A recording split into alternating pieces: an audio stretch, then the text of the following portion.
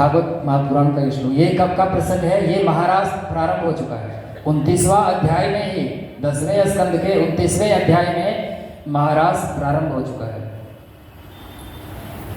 31वां अध्याय में गोपी गीत होगा, ये 30वां अध्याय है।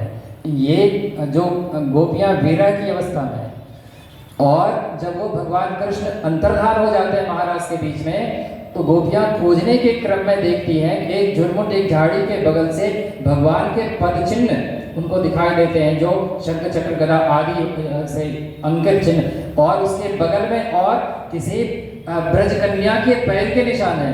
तो उन्होंने ये कल्पना किया कि ये हो न हो श्री जी होंगे, यानी ये जो दूसरा, यानी भगवान के साथ, भगवान के चरणों के साथ जो दूसरे चरण चिन्ह हैं, ये किसी ब्रज कन्या की है, तो ये वही होंगी जिस पर हम सबका संदेह है। अनया राधितो नूनम, यानी उस देवी ने ही वास्तव में उनकी सच्ची आराधना की है। अनया राधितो राधितो राधितो राधा, अनया राधितो नूनम, भगवान हरिश्वर, उन्होंने ही सच्ची भावना से सर्वोत्कृष्ट तरीके से इस भगवान के श्री हरि योगेश्वर श्री हरि कृष्ण की रासेश्वर भगवान श्री कृष्ण की आराधना की है, जिसके प्रेम के पीछे भगवान हम सबको त्याग कर एकांत में उनसे मिलने के लिए चले गए। और इस प्रसंग के होते होते दोनों महान विभूतियां भाव विभोर हैं, एक दूसरे को आलिंगन किए हुए हैं, और श्री कृष्ण गोविंद हरे मुरारे हे नाथ नारायण वासुदेवाय का जप कर रहे हैं। ये ऊंची से ऊंची अवस्था है। तो चौथा प्रश्न जो उद्दालक ऋषि का है, तदमृतम कथम, वो अमृत तत्व कौन है? तो महर्षि पिपलाद जी कहते हैं वो प्रेम तत्व है। ये अंतिम सीढ़ी। और ऐसा कोई जरूरी नहीं है कि हम अगर ज्ञानी हो गए, अगर हम आत्मज्ञान, और उन्होंने ये भी पूछा है उदाहरण जी ने कि अब तक आपने कहा कि आत्मस्वरूप का विस्मरण की वजह से दुर्गति है, तो आत्मस्वरूप में स्थित हो जाए हम लोग, यानी आत्मस्वरूप का ज्ञान हो जाए, यानी आत्मज्ञान हो जाए। फिर आपने कहा कि जीवन प्रत्यक्ष देवता है, ये भी ठीक है, कामधेनु है, ठीक है। फिर आपने कहा ईश्वर का अंश है, ये सब भी ठीक है। लेकिन जो परम कल्याण का हेतु है, उसका कारण जो अमृत तत्व है, वो कौन सा तत्व? ये चौथा प्रश्न उद्दालक ऋषि का है। अष्टावक्र समय काफी हो चुका है। और सखी जो मैं जानती प्रेम किए दुख होए, जगत भेड़ोरा पीटती प्रेम न कीजिए कोई, मीरा जी के वचन। और पूज्य गुरुदेव ने एक बड़ी अच्छी बात लिखी है कि ये प्रज्ञा पुराण जो शाश्वत सिद्धांत है कर्म का, ज्ञान का, भक्ति का, उसका युगानुकूल प्रतिपादन है।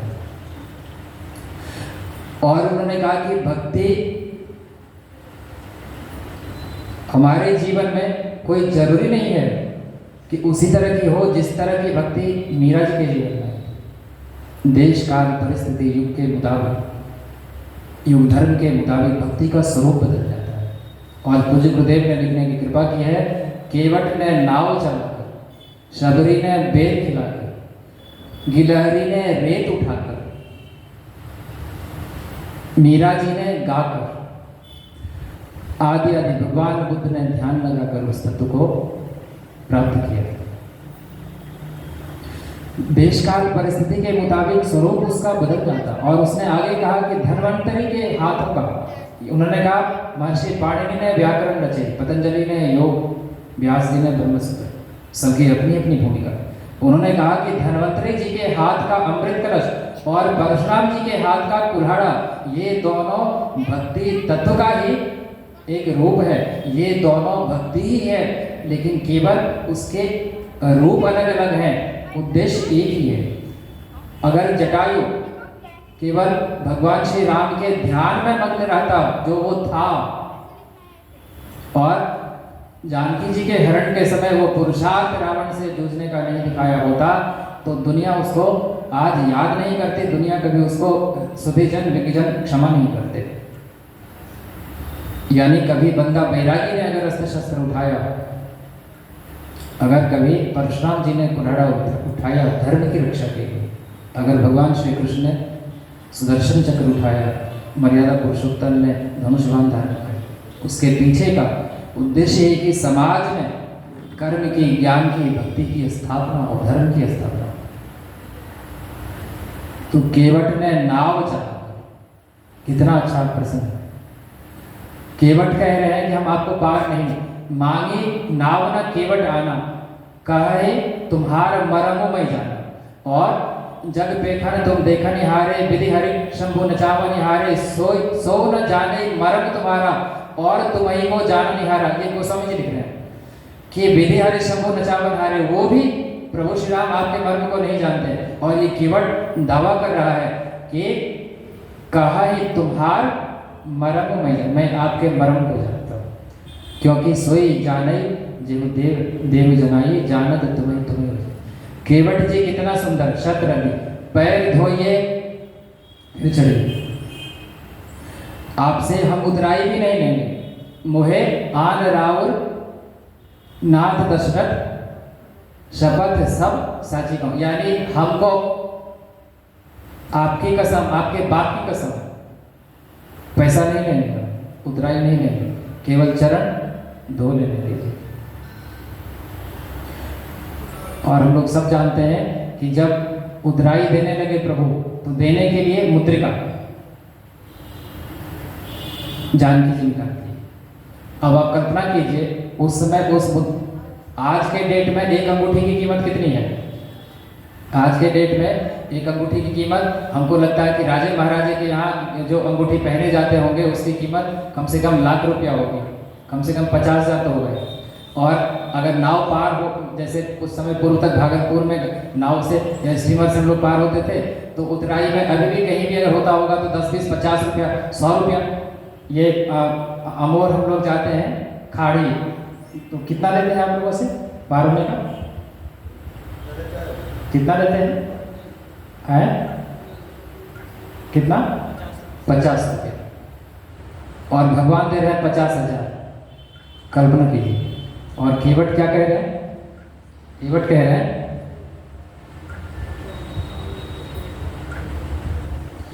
हाथ जोड़ कर बोले केवट, हाथ जोड़ कर बोले केवट, रामचंद्र सौदानी रखवारा उड़ जानी, हे भगवान तो रखवारा उड़ जानी, हे भगवान तो।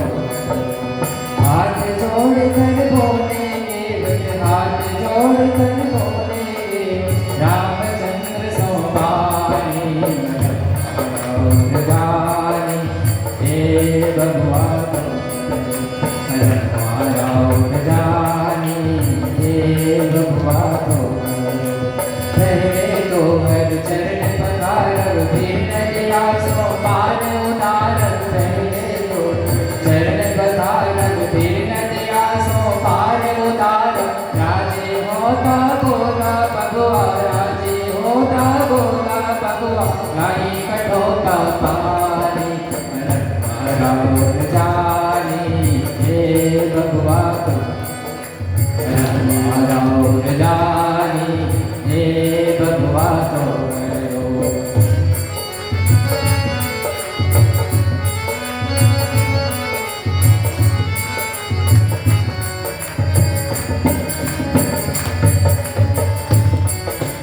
हे भगवान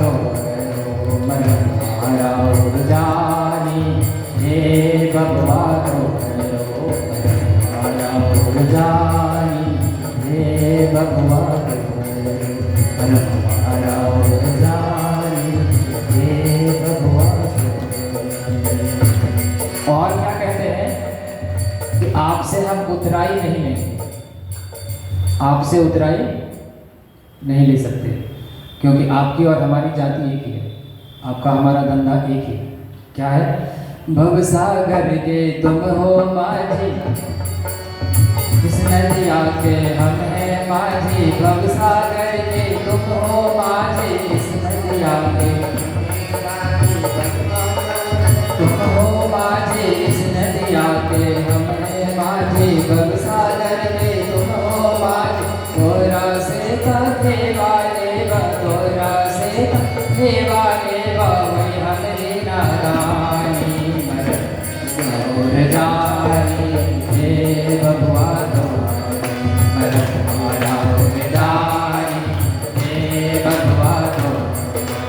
हाथ जोड़ कर बोले, हाथ जोड़ कर बोले, रामचंद्र सौभानी रानी। हे भगवान जानी, हे भगवान जानी, हे भगवान, हे भगवान, हे भगवान। आपके मरण को महसूस कर। आज अगर मैं चूक गई, लोग कहते हैं गंगा पापम शशि तापी, यानी गंगा पाप को हरती है और चंद्रमा ताप को हरती है। तो गंगा पाप को हरती है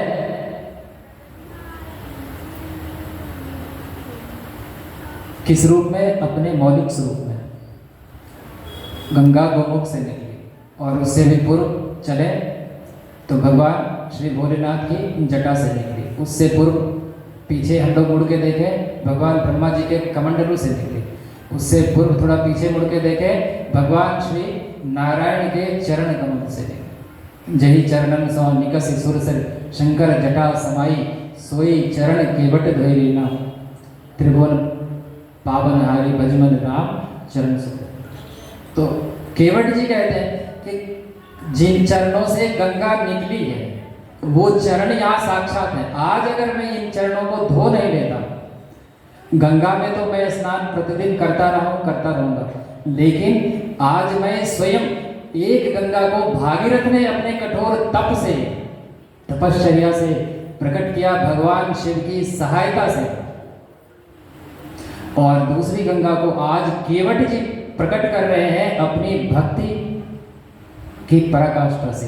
केवट के कठोते में जो प्रभु श्री राम के चरण का धोवन आया है वो शुद्ध गंगा प्योरेस्ट फॉर्म में है। उसमें कोई भाया मीडिया नहीं है, कहीं कुछ व्यतिरेक नहीं, एकदम डायरेक्ट शुद्ध गंगा जल, हरि चरणामृत शुद्ध गंगा जल।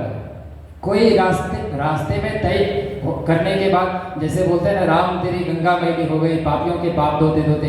कई सारे लोगों के पाप ताप संताप को धोने की वजह से गंगा अगर कुछ हमको लगता है कि ऐसे होते तो नहीं है, उनकी दिव्यता तो अक्षुण रहती है, लेकिन अगर हम थोड़े समय के लिए मान भी गए कि उसमें कुछ ऐसे आ जाते होंगे विजातीय तत्व, तो इसमें तो विजातीय तत्व के आने का कोई गुंजाइश नहीं है।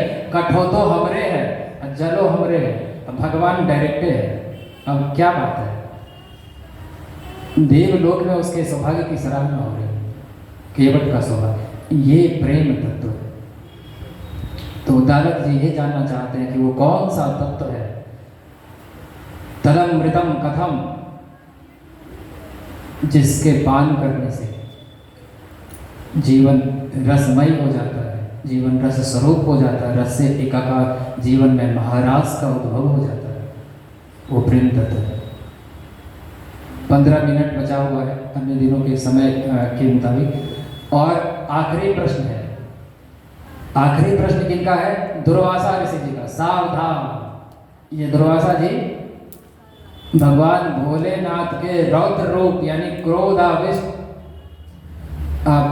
भाव से विभूषित होकर महर्षि अत्रि और अनुसुईया के यहाँ प्रकट होते हैं। ये अनुसुईया के पुत्र हैं दुर्वासा ऋषि, और इनके भाई दत्तात्रेय जी भगवान विष्णु के रूप, ये भगवान शिव के रूप,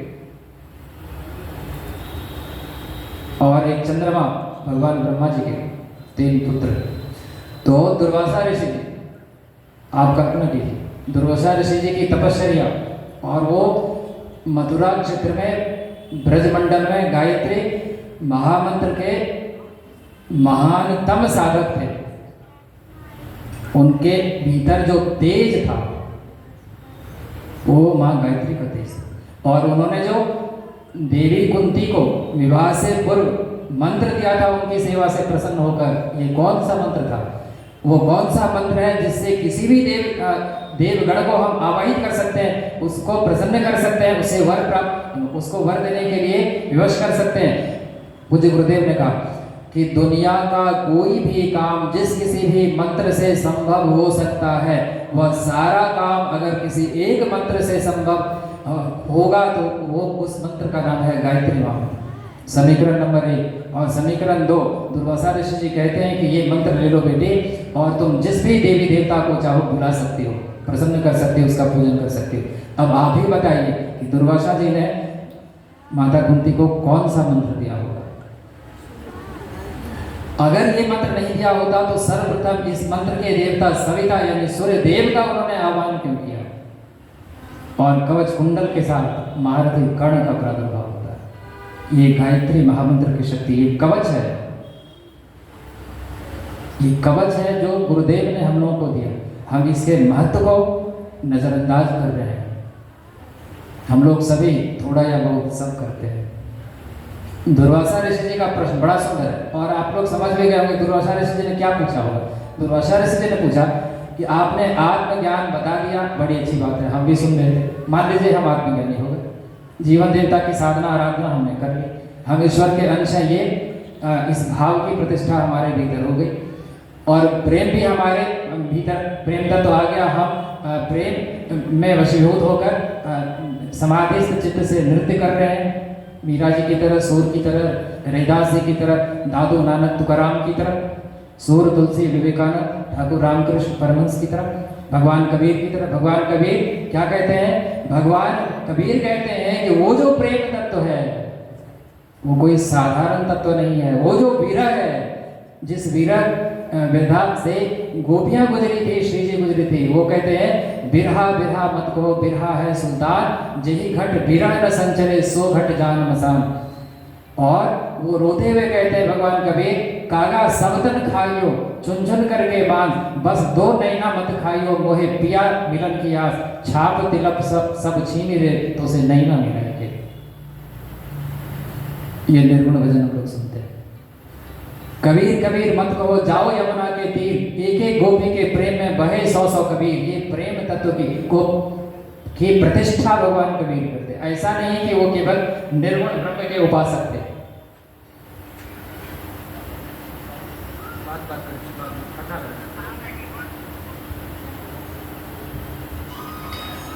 तो दुर्वासा ऋषि जी प्रश्न करते हैं, मान लीजिए सब ठीक ठाक है और पड़ोस में कोई नशे का सेवन करके आकर अगर भला बुरा कहने लगे, और अगर पत्थरबाजी करने लगे, अगर पीड़ा पहुंचाने का उपाय करने लगे, तो हम क्या करें? इतनी जो दुर्व्यवस्था है, उनका प्रश्न देखिए। दुर्वासा जी का प्रश्न एक बार रिपीट कर लेते हैं। दुर्वासा ऋषि का प्रश्न है, ब्रह्म विद्या प्रवृत्ते संवर्धनस्य प्रसंग के संसारे व्याप्त दुर्भाव संघर्ष किम विधो भवे। यानी ब्रह्म विद्या तो सब ठीक है, लेकिन संसार में जो ये दुर्भावना है, ये जो भ्रष्ट चिंतन है, दुष्ट आचरण है, आखिर इसके प्रतिकार के लिए संघर्ष की क्या विधि हो सकती है? उससे लोहा लेने का क्या उपाय हो सकता है? ये भी बता दीजिए, क्योंकि अगर अनीति का प्रतिकार नहीं किया गया तो नीति संपन्न लोग भी जीने के योग्य उनका जीवन नहीं रह जाएगा। यह साक्षी है। अंगद जी समझाने के लिए रावण को वो नहीं माना, भगवान श्री कृष्ण समझा रहे हैं दुर्योधन को नहीं माना, हुआ क्या? महाभारत युद्ध हुआ।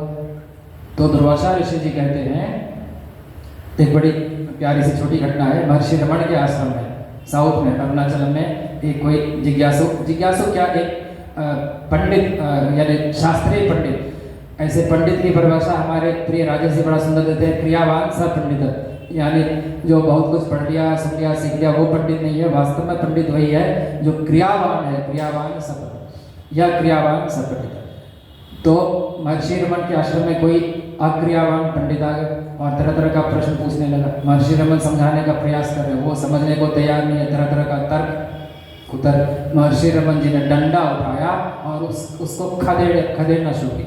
अब वो जो पंडित है पोथी लेके अपना झोला लेके आगे आगे भाग रहा, आगे आगे पंडित पीछे पीछे महर्षि रमन जो समझिए कि परम तत्व को साक्षात्कार करने वाले, उपलब्ध करने वाले महापुरुष महर्षि रमन, यानी पूज्य गुरुदेव के अवतार लीला के पूर्वार्ध में जो 3 महापुरुषों का नाम आता है उसमें ठाकुर रामकृष्ण परमहंस, महर्षि योगीराज अरविंद और महर्षि रमन का नाम आता है। ऐसे मनीषी डंडा लेके पीछे पीछे, बड़ा सुंदर दृश्य था। आश्रमवासी एक टक निहार रहे थे कि आज इनका ये स्वरूप पहली बार देखने को मिला। और उधर वो जब काफी दूर चला गया, पंडित थोड़ा पीछे भी मुड़ के देखता था कि रुका कि नहीं।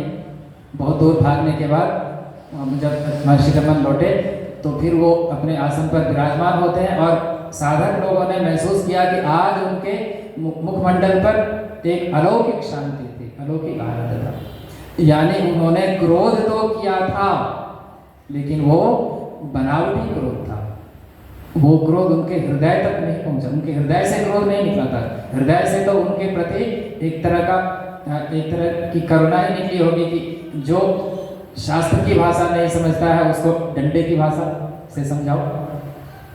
दुर्वासा ऋषि जी कहते हैं कि अगर आसुरी तत्व समाज में पनपने लगे तो क्या करें। और पूज्य गुरुदेव ने बड़ा अच्छा दृष्टांत दिया है। उन्होंने उदाहरण दिया, जैसे खटमल हो जाए, मच्छर हो जाए, मक्खी हो जाए, कीड़े मकोड़े हो जाए और तरह तरह के ऐसे अगर कारक हो जाए तो ऐसा नहीं कि अहिंसा परमो धर्म, उसके प्रतिकार के लिए हम लोगों को प्रयास करना चाहिए। क्योंकि मानव जीवन एक लंबे संघर्ष के बाद, लंबी प्रतीक्षा के बाद, लंबे इंतजार के बाद मिली है, बहुत प्रतीक्षा के बाद। पिछले दिन की कथा हम लोग श्रवण कर रहे थे कि द्वापर युग में जामन जी से जब भगवान श्री कृष्ण की भेंट होती है तो कहते हैं प्रभु आपने बड़ी प्रतीक्षा करवाई। त्रेता युग से आज तक ये आंखें खुली की खुली है आपके इस मोहिनी मूर्त के दर्शन को प्राप्त कर। तो बड़ी प्रतीक्षा के बाद, अनेकानेक युगों के बाद, अनेकानेक कल्पों के बाद ये घड़ी आती है कि हमको मनुष्य का शरीर प्राप्त होता है।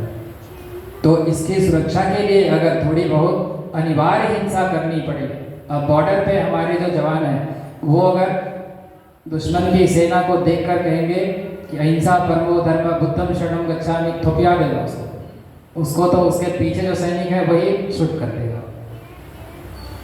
तो पूज्य गुरुदेव ने लिखा है कि हमारी सीमा की सुरक्षा के लिए, हमारी मर्यादा की सुरक्षा के लिए, मानव जीवन की सुरक्षा के लिए, हमारे समाज की सुरक्षा के लिए, हमारी माँ बहनों की सुरक्षा के लिए, हमारी अस्मिता की सुरक्षा के लिए, हमारी संस्कृति की सुरक्षा के लिए हो रहा हो संस्कृति सीताहरण, राम के हनुमान तुम क्यों मौन हो, निश्चरों से हीन करने को महे, राम करुणावान क्यों तुम मौन हो। ये पहले प्रज्ञा पुराण की कथा में ये गीत गाए जाते थे। अभी तो समय नहीं मिलता है, बहुत लेट से स्टार्ट ही होता है।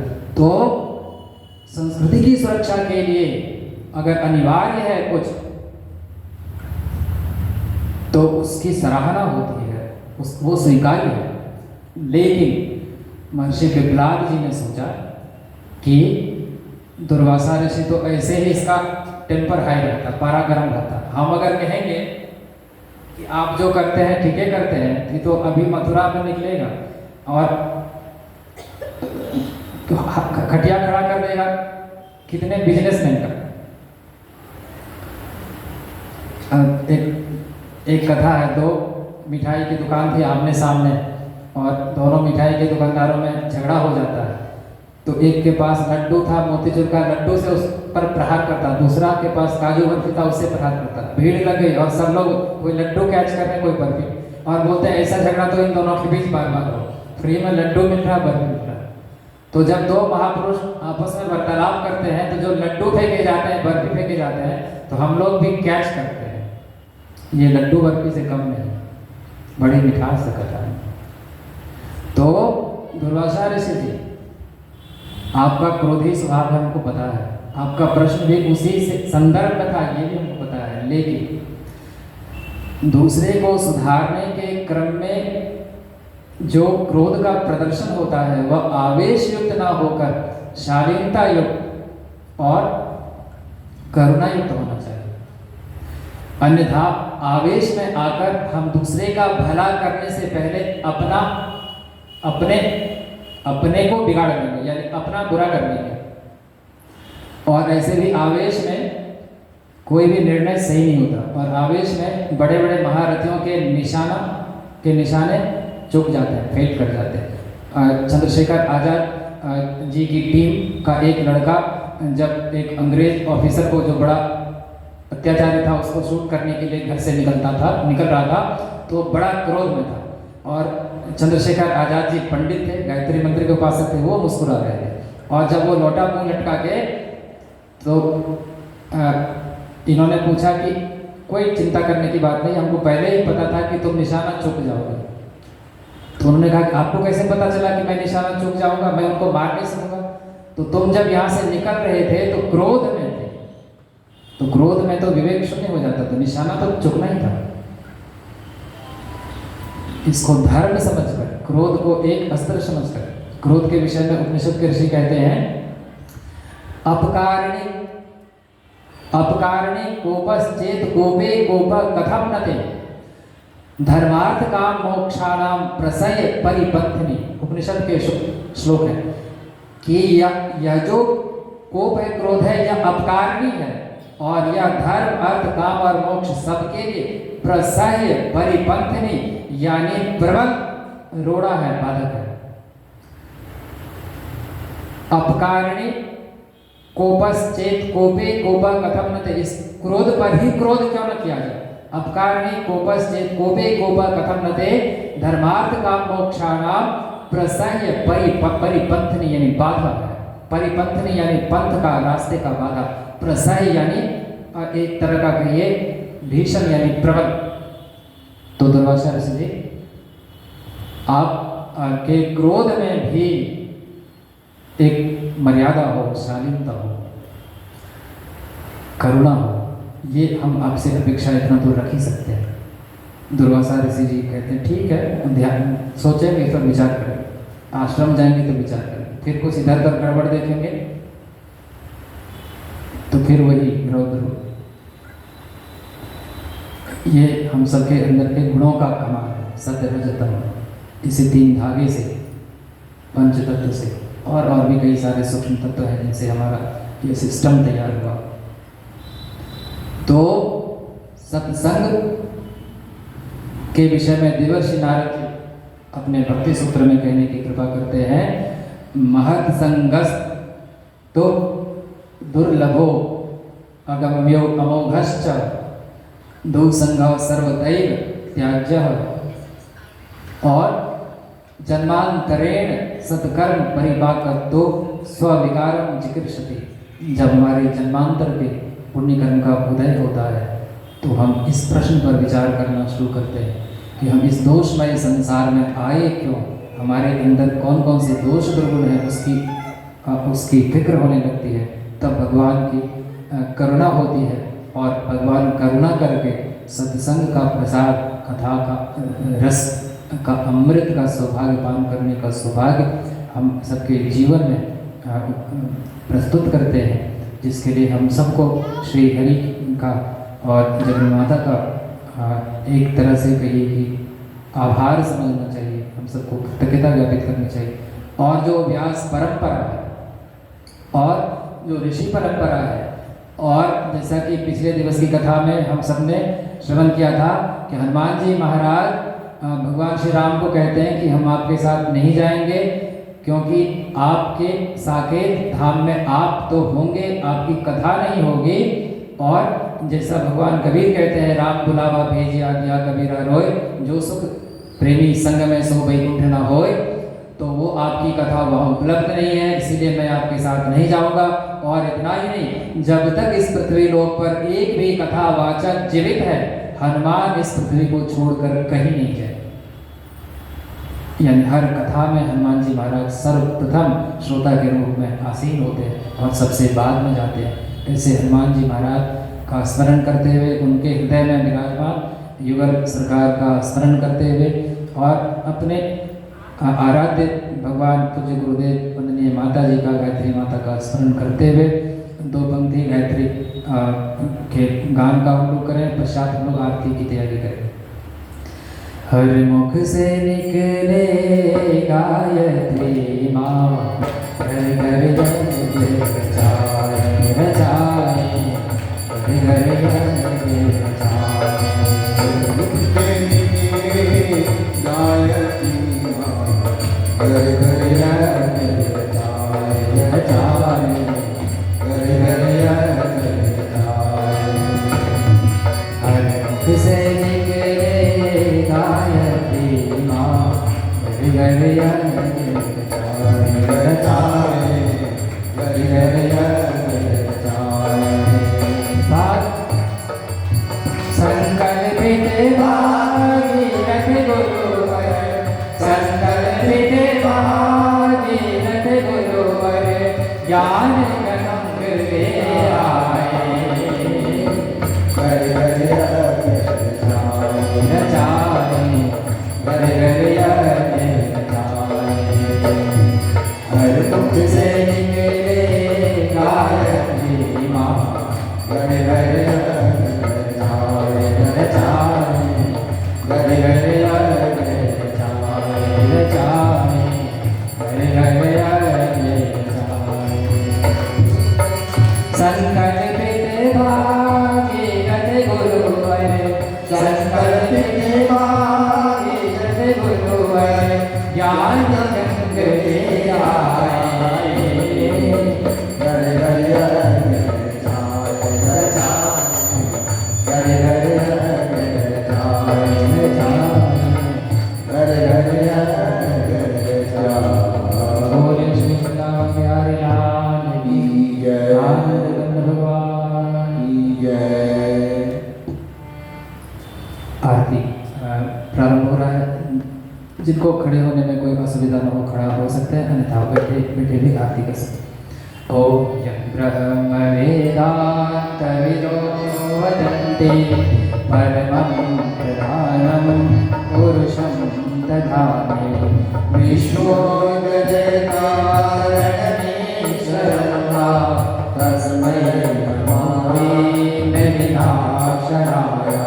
ओम यं ब्रह्म वर्णेन्द्रवदनमता स्तुतवन्ति दिव्ये स्तवै वेदै साङ्गमोपनिषदे गायन्ति यं सामः। ज्ञानावस्थितर्गते मनसा पश्यन्ति योगिनो, यस्यान्मन्त्रमिहो सुरासुरगणा। देवाय तस्मै देवाय तस्मै आरति श्री प्रज्ञा पुराणे की, आरति श्री प्रज्ञा पुराणे की। योग द्रष्टा दिव्य ज्ञान की, योग द्रष्टा दिव्य ज्ञान की। साधुवाद नारद तुमको, साधुवाद नारद तुमको, जन मंगल चिंता तुमको, जन मंगल चिंता तुमको। अपनी कृपा करुणा निधान की, मेरी कृपा करुणा निधान की। आरती श्री प्रज्ञा पुराण की, आरती श्री प्रज्ञा पुराण की। योग द्रष्टा के दिव्य ज्ञान की, आरती श्री प्रज्ञा पुराण की, आरती श्री प्रज्ञा पुराण की, आरती श्री प्रज्ञा पुराण की। बोले श्री वृंदावन की। ओम कर्पूरगरुडावतारं संसार तमेव सर्वं आरती को निमंत्रित करके श्रोताओं की ओर करते ऊपर करते सभी लोग हाथ दोनों फैलाकर आरती में वहीं से भावपूर्वक से ओम भूर्भुवस्सुः तत्सवितुर्वरेण्यं भर्गो देवस्य धीमहि धियो यो नः प्रचोदयात्। ओम सुरामया वरदा माता प्रचोदयन्तं पावनानि तेजोमय प्रणप्रजां शक्तिं संमयं त्वा प्रदत्तं दोनों हाथ को आपस में लेकर दोनों हाथ को